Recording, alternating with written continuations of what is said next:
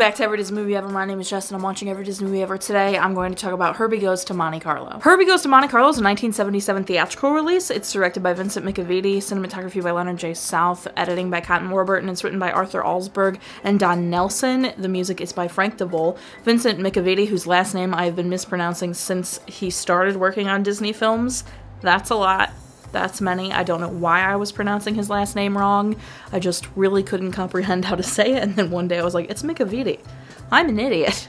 I covered him and Leonard J South in the video I made about the Ghost of Cypress Swamp, so if you want to learn all about them, please go check out that video. The link will be in the description. Warburton was a quarterback before he became an editor, and then he edited extremely famous things, including Mary Poppins. Arthur Alsberg worked with Danny Kaye at the beginning of his career, which is really impressive. He's also most known for Bridget Loves Bernie, then came Bronson, Nanny and the Professor, and this. Don Nelson is most known for The Adventures of Ozzie and Harriet. He worked with Universal and Fox. He co-wrote 4 Disney films, and then he went to be in musicals for over 4 decades. Frank DeVol is most known for Pillow Talk, Hush Hush Sweet Charlotte, Cat Bilal, and Guess Who's Coming to Dinner. The film stars Dean Jones, Don Knotts, Julie Sommars, Jaques Marin, Bernard Fox, and Roy Mitchell. Dean Jones plays Jim. He's reprising his role from the very first Herbie movie, The Love Bug, and this is his last major role for Disney, which is very sad because I love Dean Jones. He goes on to cameo in future Herbie things, but I did speak about him and his history in the video I made about Snowball Express, so if you want to learn all about him, please watch that video. The link is down in the description. Don Knotts plays Wheelie, and I covered him in the video I made about the Apple Dumpling Gang, so if you want to learn all about him, please go check out that video. The link is in the description. Julie Sommars plays Diane, and she's most known for The Governor and JJ and Matlock. Jaques Marin plays the Inspector, and he's most known for this and The Island at the Top of the World, as well as a bunch of French films. Bernard Fox plays Max. He's best known for Bewitched, Hogan's Heroes, The Andy Griffith Show, Barnaby Jones, and The Mummy. Roy Mitchell plays Quincy, and he's most known for The Three Musketeers, as well as Willy Wonka and the Chocolate Factory. Herbie's tire prints are right outside the Chinese theater. 2 books and a comic were made after this movie. The film made $29 million at the box office, and it holds a 67% on Rotten Tomatoes. The lake Herbie drives through in this one is the lake he skipped on top of in the first one. The gas cap on Herbie in this movie is fake. The real gas cap is underneath the hood as revealed in the first movie. Baskin-Robbins did a promotion with this movie, and they had an ice cream called Monte Carlo Crunch. Dean Jones's character Jim Douglas got married at the end of The Love Bug, and there is absolutely no mention of that in this film. I was pretty pumped to watch this Herbie because Dean Jones is back as Jim Douglas, and I love Dean Jones. I think he's an incredible actor. I love his subtlety and his beats. He takes really wonderful beats, and you can see the thought process of his character. I really, really love that. He's also very cute, which doesn't hurt.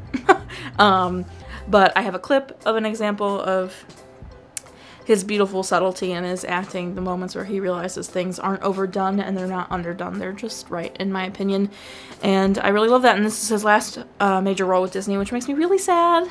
I won't see Dean Jones again. It's kind of heartbreaking, but it was really exciting to have him back, especially as Jim Douglas. Don Knotts is his, you know, mechanic. Wheelie, he's over the top as always. He's freaking Don Knotts. It's weird to have him in a movie without Tim Conway. That's strange to have Don in a movie without Tim. But he's in a movie without Tim and he did great. It's Don Knotts. Jaques Marin is back and he's always over the top. He was super over the top in The Island on Top of the World. And he was very over the top in this. But he was also very different in this, which was pretty exciting. I wasn't crazy about the Diamond Thief storyline. I really enjoyed Herbie falling in love. I really enjoyed the comeback race story. I thought that was really exciting. I didn't care really at all about the Diamond Thief storyline. I think Roy and Bernard did a fantastic job as the 2 little, like, Horace and Jasper characters, if you will. Quincy and Max, but I wasn't crazy about the storyline. I didn't, like, so what?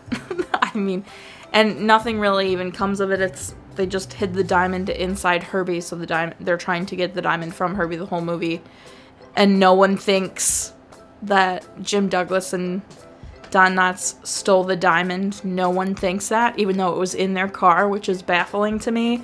They show up at the end of the race with the diamond, and no one thinks they're guilty, which is also baffling to me. And then they find out it's the Inspector, which was a great twist. I did think that was a really great twist, but all in all, I wasn't crazy about the Diamond Thief storyline. I loved the rest of it. but the movie wouldn't have been nearly as long without the Diamond Thief storyline, so it was essential to the movie. I just wasn't crazy about it, and all in all, I enjoyed the movie. I thought it was pretty good. I don't think it's one of my favorite Herbie movies. I think the first one's still my favorite, but I think I like it better than the second one. I know that was kind of like a dull explanation about how I feel about the movie, but I don't have any strong feelings about it. I liked it, I enjoyed it, and that's kind of it. That's kind of it about it. It was nice. It was a nice little watch. It wasn't stressful, it wasn't super exciting. There you go. I think I'm gonna give it 6 Herbies out of 10. Our total movie count is. Parent Death, Soul, and Crack Count are still the same. If you want to keep up with what movie I'm watching when, follow me on Instagram or Twitter, and you'll find out what movie I'm watching when. I put out videos every Monday and Friday. Until next time, comment, like, and subscribe, but I'm not sure if you are, so you do you, and don't be the inspector about it, but also don't be Bruno von Sickle. He was kind of a turd. I don't know why I'm so mellow today, but I'm literally like...